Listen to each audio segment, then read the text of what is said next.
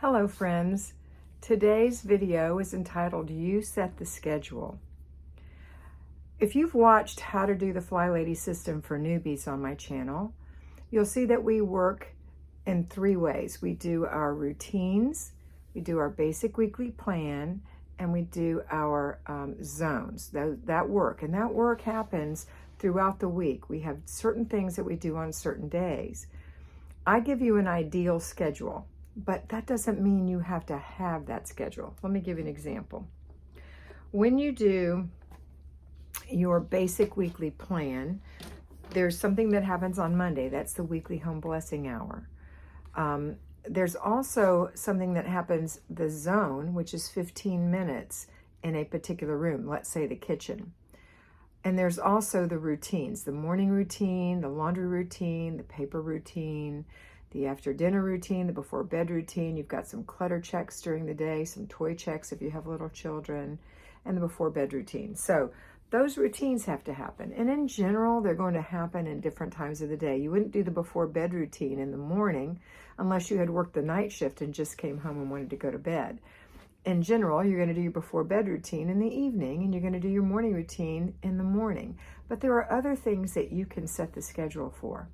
So an ideal schedule in my mind, if a person was, let's say they were homeschooling and they start homeschooling at 9 o'clock in the morning, or you have to take your child to school, but we're going to stick to the homeschooling one just for the schedule.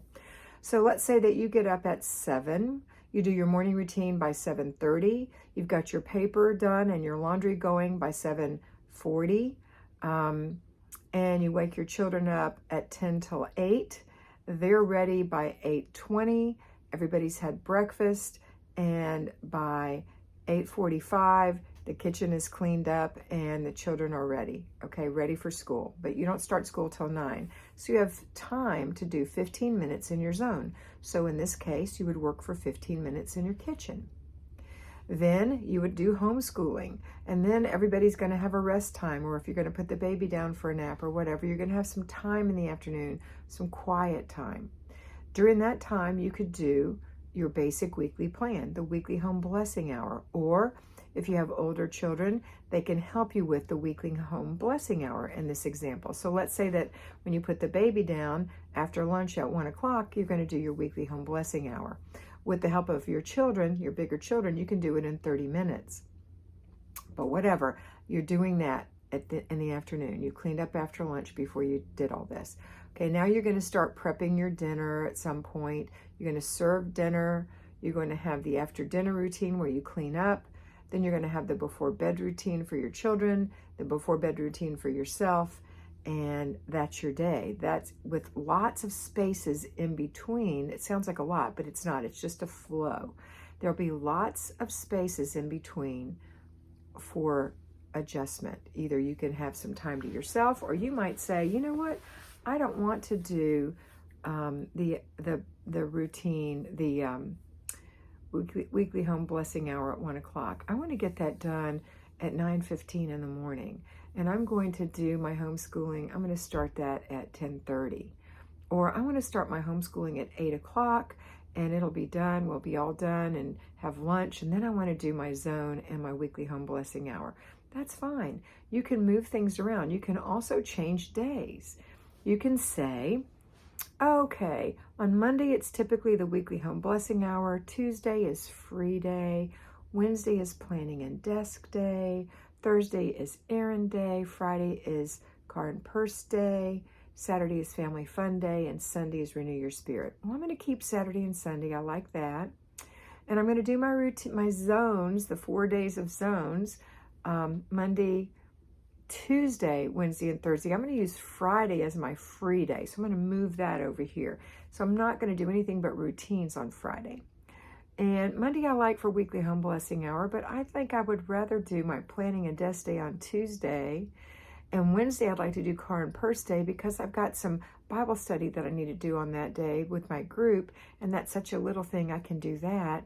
And then on Thursday I'll still pick up my groceries, and Friday will be my free day.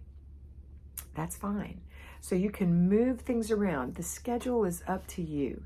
I give parents ideas of when their children should do certain things. So, you know, if you want to get your child up at 7 in the morning or 8 in the morning, whatever time, that's your business. You know, what time you want your child to get up and what time you want your child to go to bed. I wouldn't recommend that you put your children to bed at 11:30 at night. I would recommend that your children go to bed 7:30 or 8 if they're little kids. I would recommend that teenagers get extra sleep. I would recommend that you have meals for your family by 5 or 6. I would recommend that you don't let them have a snack